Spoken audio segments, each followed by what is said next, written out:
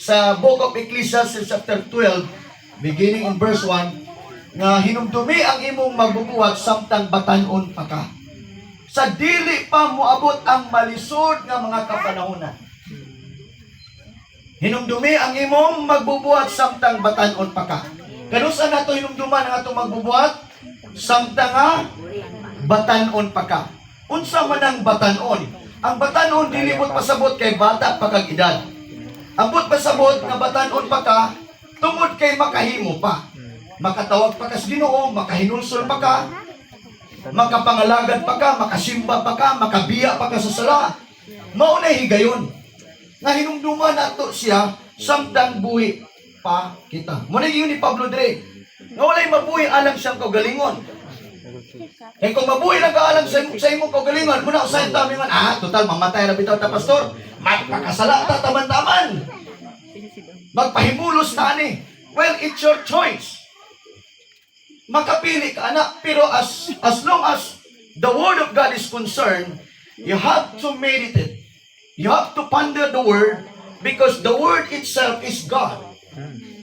Walay nag-isgot may tungod sa kamatayon, gawas lang sa pulong sa Dios. Walay nag-isgot may tungod sa kinabuhi dayon, gawas lang sa pulong sa Dios. Kung ang atong kinabuhi karon nga nabuhi pa ta, dili nato ni i-realign sa Dios, kung dili nato ni hiaom sa Ginoo, mao nay pakyas nga desisyon.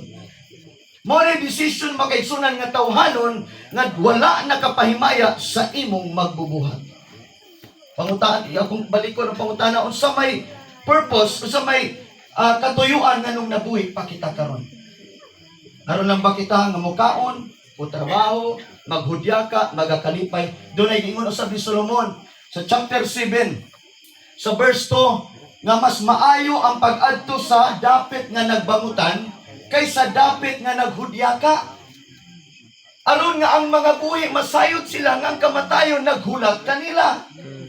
Matod pasok sa kamalamon. Sa ato paday, ang atong pagbisita karon ni Aina, bisag pag di na ko magwali, kaniyang kahimtang karon mensahe ni natong mga buhi. Nga naman, walay maing laki ug maing bayan nato manganti diri nga adik ko may sama na. Di ka kasulti anay son. Mo yun ay realidad. Kay kung pwede pa lang nato malikayan ang kamatayon, awa gyud mamatay kay magsintiya gyud tag paningkamot likay-likay. Pero di man yun nato malikayan. Gani, kaning kamatayon ni Ann, makaingon ta nga sakit, kay makaingon ta nga, bata pag yun unta kayo. Pero makaigsunan, makaingon ta nga, posible nga Diyos, doon na pa iyang kauglingong plano. Ani. Yan naman gikuha, posible, gipahulay na siya, gireward na siya, gigantiya na si Ann. Amen? Amen. Si Pablo mingon, for to me to live is Christ and to die is gain. Amen. Ang kamatayon di ay kadaugan. Unsa ingon ni balik ni Solomon sa chapter 7 sa verse 1. Ingon ang Bible nga ang maayong dungog mas maayo pa kaysa mahalon nga pahumot, o ang adlaw sa pagkamatay mas maayo pa sa adlaw sa imong pagkahimugso. Try to imagine. Sa ato pang kahimtang dinian, mas pinakamaayo pa ni alang niya kaysa alang nato nga buhi pa karon. Sa tawhanon nato, sa kalibutanon natong desisyon or pagbati, makaimta nga, manghinayang ba ka, masakitan ka. Apan kung mutanaw ta sa Dios, mutanaw ta siyang pulong, mas nindot din yung kahimtang niyan. Nindot kung provided nga nangalagad ka sa Dios. Amen. Muna itong ibasa gayon na. Kung mamatay ko, importante na ako sa Ginoo. Kaya kung buhay ko patay, importante na ako sa Ginoo. Maura na dakong issue karon, dili man problemang mamatay. Kay normal naman na ken tao kandidato sa kamatayon. Ang dili normal diya nga mamatay ka, wa jud ka kahinulsol, wa ka kapangalagad sa Ginoo.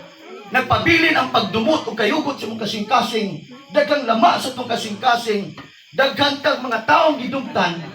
Igsuon, mo na ginikado. Nga mamatay ta, nga wa kapasaylo, mamatay ta, daghang tag mga issues kinabuhi, wa nato na surrender sa Ginoo. Muna ang pag-surrender sa Ginoo karon samtang buhi ta. Amen. Karon ang panahon nga kung buhi ta o patay, importante na ata sa Ginoo. Unsa daw mas maayo ang adlaw sa imong kamatayon kaysa adlaw sa imong pagkahimugso. Kung mag-isgot tag birthday, mao nay pinaka most exciting nga event na birthday nga bungga kayo, Na birthday nga sakto-sakto lang. Basta kay birthday, enjoy yun na. Amen? Wala yung mag-birthday nga nagmasubanon. O pag naay mamatay, usually may tabo, subo yun. Sakit man. Ano, kay bingawon ba yata?